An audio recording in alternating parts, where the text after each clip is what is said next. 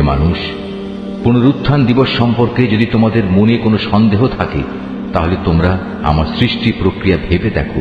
আমি তোমাদের প্রথমত মাটি থেকে, অতঃপর শুক্র থেকে, অতঃপর রক্তপিণ্ড থেকে, তারপর মাংসপিণ্ড থেকে পয়দা করেছি, যা আকৃতি বিশিষ্ট হয়ে সন্তানে পরিণত হয়েছে, কিংবা আকৃতি বিশিষ্ট না হয়ে নষ্ট হয়ে গেছে, যেন আমি তোমাদের কাছে আমার সৃষ্টি কৌশল প্রকাশ করে দিতে পারি। অতঃপর আরো লক্ষ্য করো, আমি শুক্র বিন্দু সমূহের মাঝে যাকে পূর্ণ মানুষ বানাতে চাই, তাকে জরায়ুতে একটি সুনির্দিষ্ট সময় পর্যন্ত অবস্থান করাই। অতঃপর আমি তোমাদের একটি শিশু হিসেবে সেখান থেকে বের করে আনি। অতঃপর তোমরা তোমাদের পূর্ণ যৌবনে পদার্পণ করো। তোমাদের মধ্যে কেউ বয়ঃপ্রাপ্তির আগেই মরে যায়, আবার তোমাদের অকর্মণ্য বৃদ্ধ বয়স পর্যন্ত পৌঁছে দেওয়া হয়, যেন অনেক কিছু জানার পরেও তার অবস্থা এমন হয় সে কিছুই বুঝি এখন আর জানে না।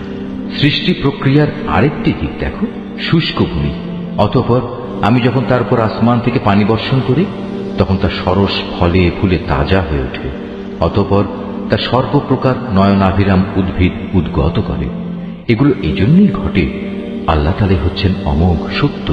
তিনি মৃতকে জীবন দান করেন এবং সব কিছুর উপর তিনি একক ক্ষমতাবান।